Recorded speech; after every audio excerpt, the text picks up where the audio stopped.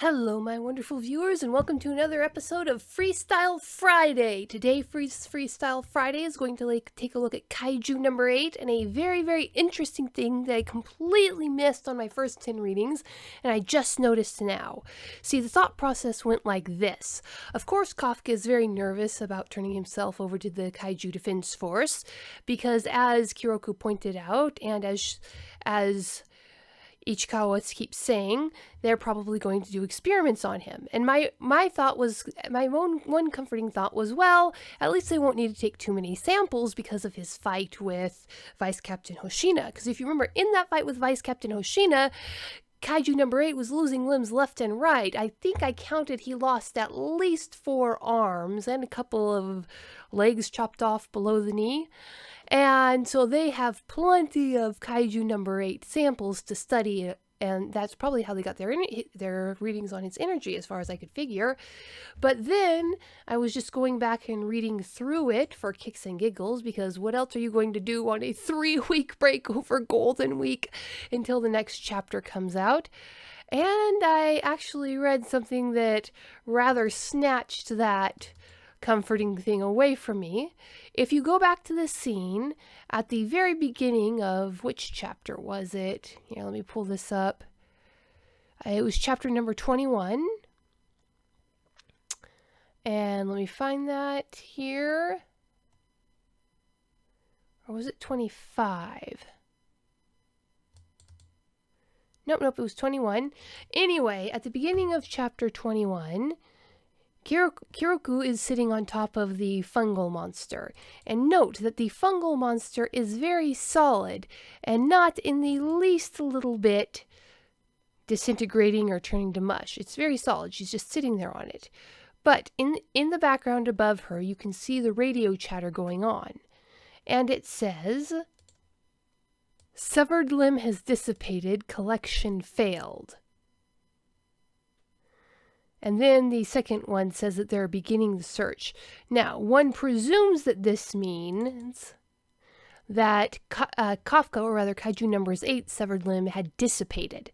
Now, they don't say this in surprise. They don't seem shocked. This is a very dry, matter-of-fact statement over the radio that doesn't surprise Kiroku in the least, as she's sitting there on top of the very much not dissipating fungal bodies. So what does this mean? It appears that it's very common for the severed limbs of Kaiju to just vanish, or else the Defense Force adapts to new things very, very quickly.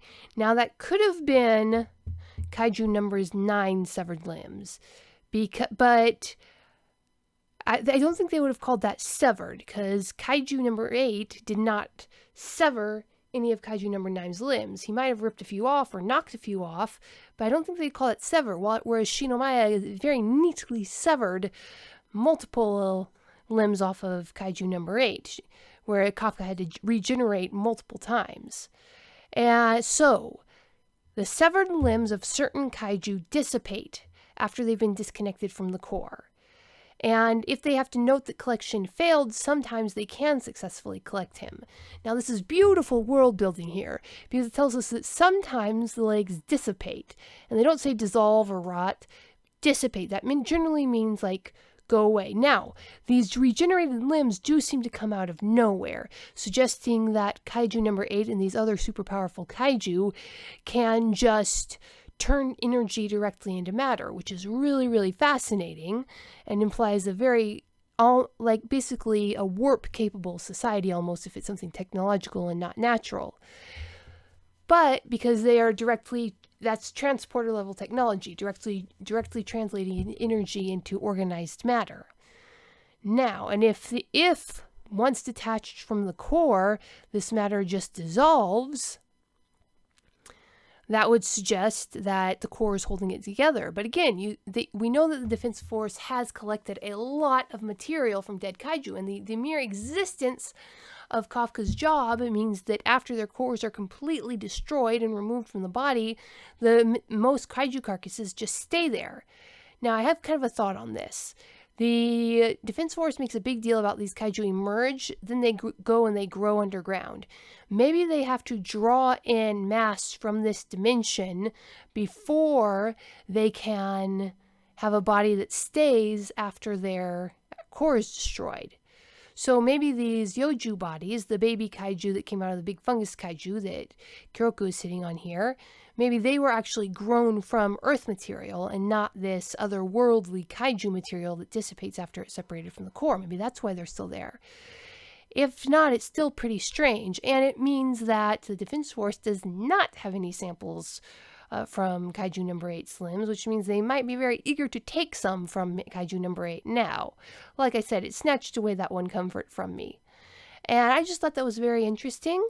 What do you think? What does it mean that Kafka's leg dissipated? Was it Kaiju number 8's leg?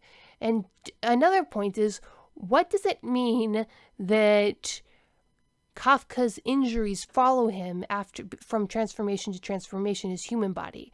It means that he is not regrowing a brand new human arm every time he regrows a new kaiju arm, but it also means that when he gets his kaiju arms chopped off, he's not getting his human arms chopped off. Where does his body go when he transforms into Kaiju number 8? Presumably his head is still in the skull, but where do his limbs go? Is there a Kafka body stumbling around in kaiju space? All right, so where did his severed limbs go? All right, now, if you want something to hold you over till the next chapter comes out, go to the links in the description. Check out Humans Are Weird. I have the data. Red Skeleton meets Bob Hope in this collection of short science fiction stories. And if you want to break your heart, check out Dying Embers, Dragons, Aliens, and Things That Go Boom in the Night. Peace out, my wonderful viewers. The book from author Betty Adams, Humans Are Weird, I Have the Data, is a humorous look at human behavior through the eyes of aliens. This book is arranged in separate reports or essays, documenting the experiences with humanity through the lens of the aliens who have to interact with them. This anthology of short stories and vignettes from alien points of view highlights some of humanity's quirks we can all relate to. Author Betty Adams captures how strange and interesting humans can really be. This is a fun collection of stories you will really get a kick out of. Humans Are Weird, I Have the Data, from author Betty Adams. Order your copy right now on Amazon.